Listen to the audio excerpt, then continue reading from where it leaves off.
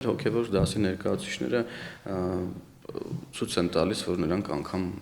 այդ դաշտում են, ուրեմն իրենց այդպես պահում, անիծում են, ինչ որ գողական լեքսիկոն են օգտագործում, ես հիշում եմ Բագրատ Գալստանյան ոստիկանապետի հետ ինչ որ արդեն քրեական ենթամշակույթի հատուկ բառամթերքով էր սկսել շփվել,